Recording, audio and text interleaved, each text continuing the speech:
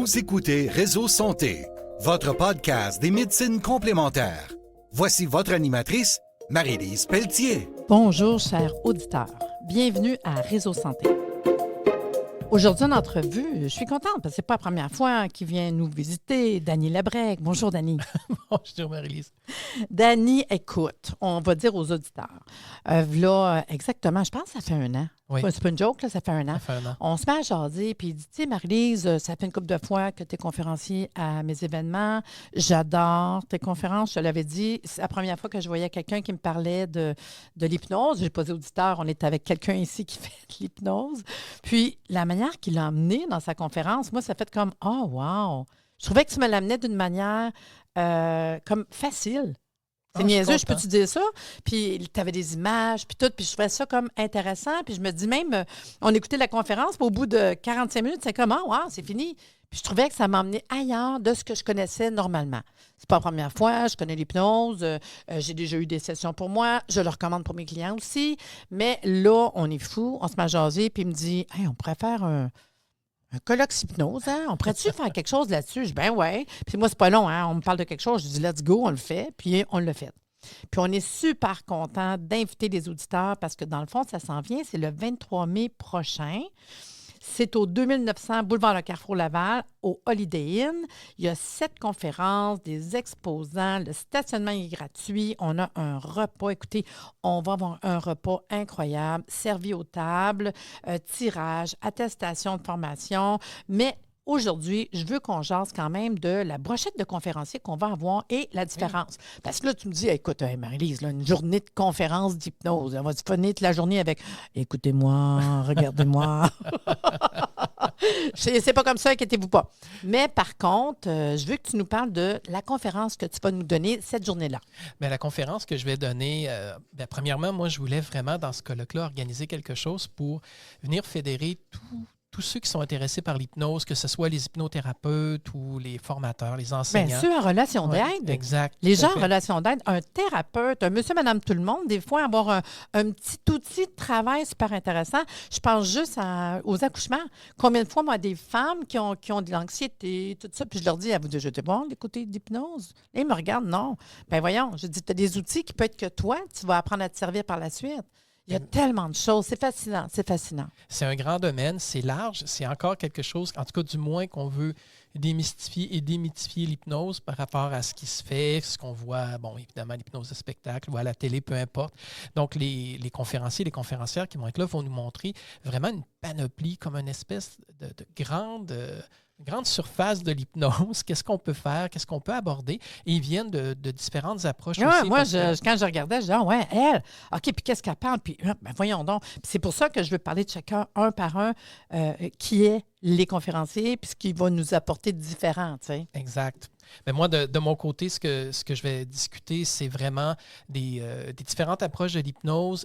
Tout le monde le sait là, que j'ai vraiment fait pour l'approche de l'hypnose humaniste et en même temps aussi d'amener la place aux autres types d'hypnose pour permettre aux gens de comparer un petit peu, de voir c'est quoi les différences, c'est quoi les nuances qu'on a. C'est un petit peu, moi je dis c'est un peu comme en massothérapie. On va prendre un massage, mais il y en a différents types. Hein. Il y a shiatsu suédois, le point de pression, etc., drainage lymphatique. Mais tant qu'on ne t'a pas expliqué, tu ne peux pas savoir. Exact. Fait que c'est une des choses que j'avais mis dans une des conférences que j'ai vues de toi. C'était ce côté-là. Exemple, tu avais parlé d'hypnose humaniste que je ne connaissais zéro une barre.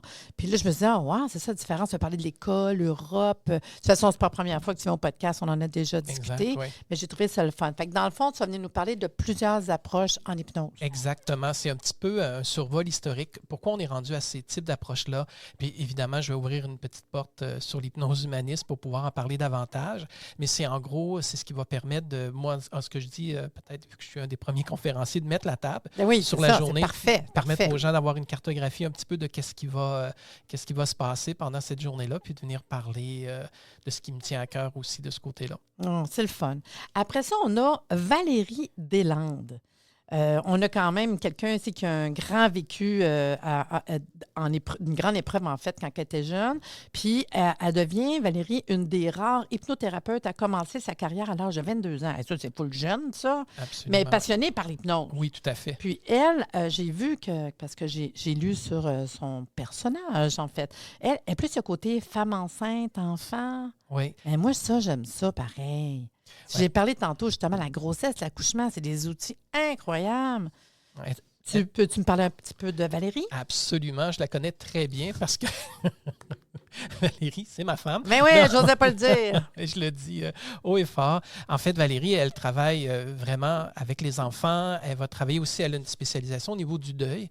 Donc, il y a le côté aussi... Le deuil avec, c'est intéressant. Ah oui, tout à fait. Elle a écrit un livre d'ailleurs sur le deuil, Se faire à l'idée, qui est encore très populaire aussi. Là, donc, en plus d'avoir écrit des livres, elle travaille beaucoup là-dessus. Elle va venir nous parler de ça, va venir nous parler de son travail avec les enfants, entre autres. C'est une... je veux dire, c'est un groupe absolument fascinant, les enfants, travailler avec eux en hypnose. Et on se dit, est-ce que ça fonctionne vraiment? Et ça fonctionne plus que les adultes parce qu'eux, ils ont encore cette magie. Parce que l'hypnose, c'est un petit peu ça, c'est d'avoir la magie dans l'esprit. Ils sont dans l'imaginaire, sont dans ce qu'on appelle cet état modifié de conscience presque en permanence. Donc, tout est dans le jeu avec les enfants, tout est dans le rythme qu'on a avec eux, tout est dans la part de ce qu'on leur donne. Donc, moi, je trouve ça vraiment fascinant. Puis elle va venir nous partager ses expériences. Les enfants, ils embarquent souvent bien plus qu'on pense. Mon Dieu, oui. Ils sont déjà comme là, tu sais. Oui. Eux autres, ils sont déjà dans l'imaginaire. Je ne dis pas qu'on le perd en vieillissant, mais je veux dire, on reste pas du grandé. Mais eux autres, écoute, ils partent, puis wow. Puis c'est des outils, je répète, tellement le fun qu'on pense pas, qu'on soupçonne pas qu'on peut se servir. Exact. Après ça, on a Christian Rocher. Christian a été formé par des experts dans différents domaines du développement personnel, notamment en tant que postmaître en hypnose humaniste, puis il continue ce jour à se perfectionner afin d'enrichir ses connaissances. Puis son but, c'est d'offrir les meilleurs outils ainsi qu'une approche professionnelle et d'excellence aux personnes qui l'accompagnent. C'est justement ce petit côté-là de philosophie, une préoccupation d'excellence qui est venue enseignant dans des programmes d'hypnose. Fait que lui, on va avoir un petit côté différent, je crois. Oui, on va avoir un côté Parce que différent. je pense qu'il fait du coaching. Il fait du coaching Ouais, aussi. PNL, hein? Oui, ça J'ai été intéresse à la checké, j'ai été PNL. regarder tout le monde. Ben oui, il fait un petit côté PNL et il va venir nous parler. Donc, il va présenter une définition de ce que c'est l'hypnothérapie parce qu'on sait que c'est pas une profession qui est reconnue par un ordre, donc les hypnothérapeutes. Donc, ce qui veut dire que tout le monde et son prochain pourrait s'afficher hypnothérapeute et d'expliquer aux gens c'est qu'est-ce qu'on entend par l'hypnothérapie dans les métiers d'accompagnement, les relations d'aide, qu'est-ce qu'il y a là. Donc, il va venir vraiment débroussailler tout ça parce que c'est encore quelque chose qui est d'actualité, d'arriver à un langage qui est commun. Par le fait que, oui, il y a quelque chose qui s'installe dans la société au niveau de l'hypnothérapie, mais aussi des différentes approches. Les normes, comment que ça Exact. fonctionne, c'est quoi qu'on peut comme critère. Même moi, en tant que admettons, une cliente, j'aimerais peut-être savoir un petit peu là, la connaissance de ce côté-là, la formation. Ah oui, tout à fait. Il faut quand même être conscient de ça. Oui. Par contre, en voyant coaching PNL aussi, je trouve ça intéressant pour les gens dans le domaine du coaching qui disent des fois, ça serait quoi une carte de plus que j'aurais encore là? C'est ça que je dis, là. De venir découvrir d'autres choses que tu ne viens pas nécessairement hypnothérapeute, juste ça. Ça peut être un outil de plus à ton arc. Absolument. Ça dit-tu ça? Oui, Une corde? Une corde de plus à l'arc. Oui. Hey, non, mais ça me surpris. Je trouvais ça super mignon. Livia Martin. Ah, ben oui. Hey, wow! Je lui ai dit que moi, un moment donné, je me mets à regarder, c'est toute la petite brochette, là. Puis Livia, c'est d'abord fait connaître dans la série Max et Livia, elle est beaucoup à la télévision. Puis elle a poursuivi sa carrière comme créatrice de contenu. Elle la connaît beaucoup sur Internet, Facebook, etc. Elle a surmonté des épreuves personnelles avec sincérité. Elle partage aujourd'hui son expérience et son engagement pour la santé mentale à travers divers médias. Puis depuis quelques années, l'hypnose fait partie de cette thérapie de prédiction. Wow! Oui. Puis elle va venir nous conter, en fait, son parcours avec l'hypnose. Exactement. On voulait avoir quelqu'un qui amène un beau témoignage par rapport à l'hypnose, pas juste avoir des gens Moi, qui je trouve ça super important. Ah ben oui. Des gens, plutôt qu'avoir des gens qui sont juste avoir des gens experts dans leur domaine, mais là, on va prendre quelqu'un de la sphère sociale qui est là. À qui quelqu'un, ça y a apporté. Là. Tout à fait. Puis l'expérience de vie, c'est tellement important de voir comment que j'imagine qu'elle a approché ça, comment que c'est arrivé dans sa vie, pourquoi, comment qu'elle s'en sert, parce que souvent, l'outil peut te servir pour le reste de ta vie, en fait. Là. Exactement. C'est intéressant. Une autre que j'ai trouvé le fun, que j'ai dû parler avec elle une couple de fois, c'est Julie Habard, que je ne connaissais pas, puis je ne sais pas, je dis Habard comme faux, là. Elle est hypnologue, coach certifiée, préparatrice mentale et enseignante, puis elle se spécialise dans la performance en ligne et la confiance en soi ancrée. Forte d'un parcours en entreprise, parce que j'ai vu c'est une femme d'affaires, puis beaucoup le côté sport. Moi, le côté sport, j'ai trouvé ça super le fun, sport de haut niveau. Oui. Puis elle accompagne beaucoup d'individus, des équipes à mobiliser pleinement le potentiel. Fait que moi, je trouve ça le fun. Tu peux-tu m'en parler un peu de Julie? Bien, Julie, c'est vrai, elle est spécialiste, c'est ça, dans l'actualisation du potentiel, dans la performance. Elle travaille beaucoup au niveau aussi des autres approches. Je parlais de PNL. Elle enseigne aussi, donc elle est formatrice en hypnose. Donc, je voulais avoir quelqu'un qui, justement, peut avoir tous ces atouts-là, qui peut jongler les différentes approches. Bien, moi, j'ai trouvé ça cool. Le côté aussi business, là. Tu sais, moi, je pense à du monde, des fois, dans les compagnies ou dans le sport, ou dans, tu sais, quand on dit haut niveau, je dis pas que c'est pas ouvert à tout le monde, mais il y a des fois du monde, justement, dans le sport, exemple, ou en compagnie, qui dit, c'est quelque chose qu'on pourrait faire pour nous aider. Puis moi, je trouvais ça, ce petit côté-là. Puis je l'ai senti très business quand je parlais avec elle. Je ferais ça différent. Tu sais, je trouve ça le fun. On a aussi Anne-Hélène Chevrette. Ça m'a impressionné. Écoutez-moi bien, en parallèle avec ses activités de musicienne, Anne-Hélène Chevrette explore très tôt pour elle-même le potentiel de l'auto-hypnose puis de diverses approches liées à la préparation mentale. Bien là, elle consacre son enseignement à la musique puis elle fonde en 2004 une école de violon où une quinzaine de professeurs, une centaine d'élèves gravitent chaque semaine.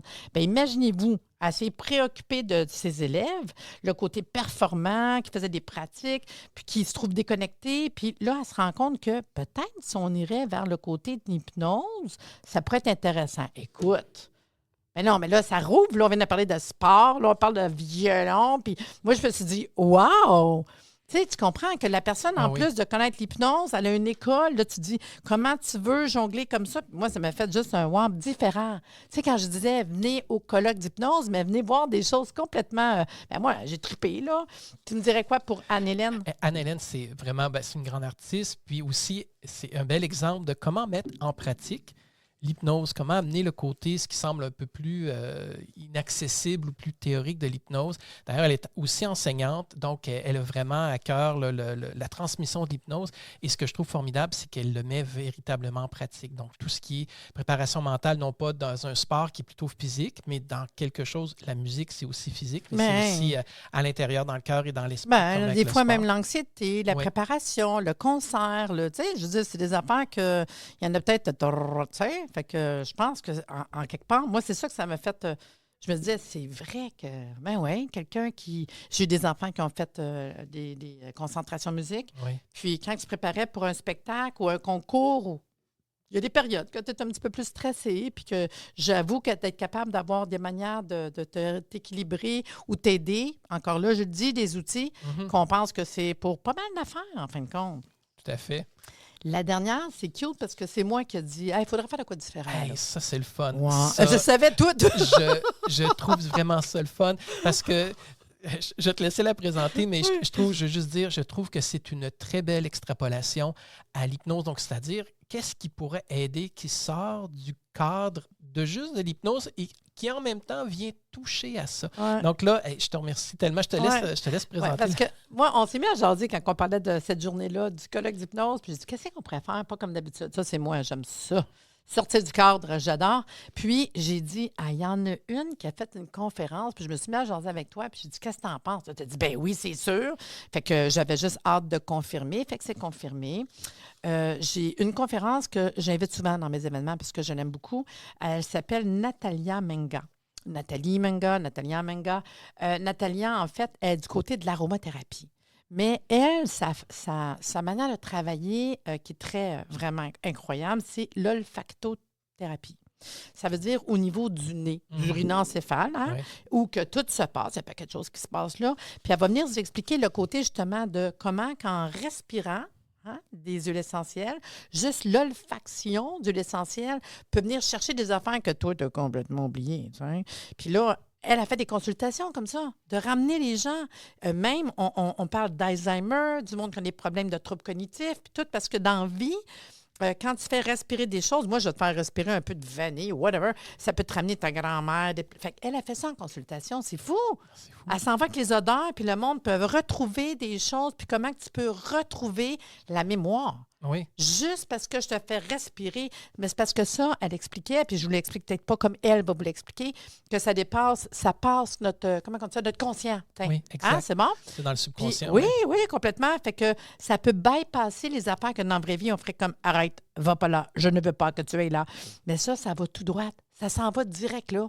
Tu sais, il y a des odeurs, des fois, qu'on sent, puis ça nous ramène. Voyons, ça m'est arrivé, c'est drôle, en fin de semaine, d'avoir une odeur. Puis je dis, voyons, c'est quoi cette odeur-là? Puis je suis revenue, puis il me semble que ça m'amenait quelque part. J'ai même pas été capable de le trouver. Ça me faisait weird. Puis je me dis, Natalia, c'est exactement. Puis ce qu'elle va expliquer, c'est. Dans le fond, les odeurs permettent de voyager dans nos mémoires par leur capacité de bypasser le néocortex puis nous propulser directement dans les mémoires émotionnelles. Cela en fait un outil et un support puissant lors de séances de thérapie. Fait que c'est sûr que, j'avoue, imagine le côté hypnose, olfacto. Moi, je pense que ça va être fou. Je suis sûre que vous allez jaser, m'emmener C'est certain.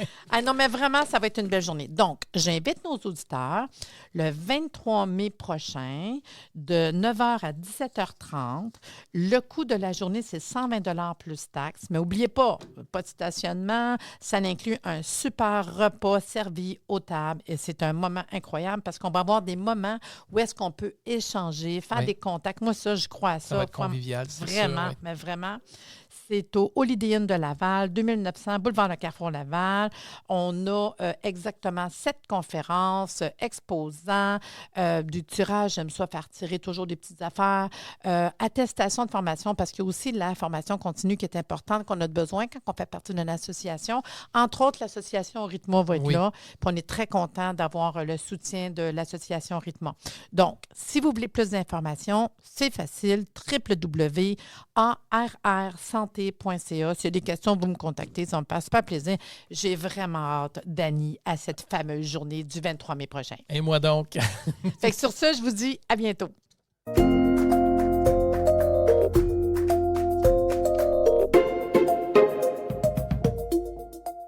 Merci de nous avoir écoutés. Soyez des nôtres tous les mardis à compter de 9h30 pour des entrevues avec un invité différent qui saura vous plaire. Si vous aimez le podcast, abonnez-vous pour être informé et partagez en grand nombre.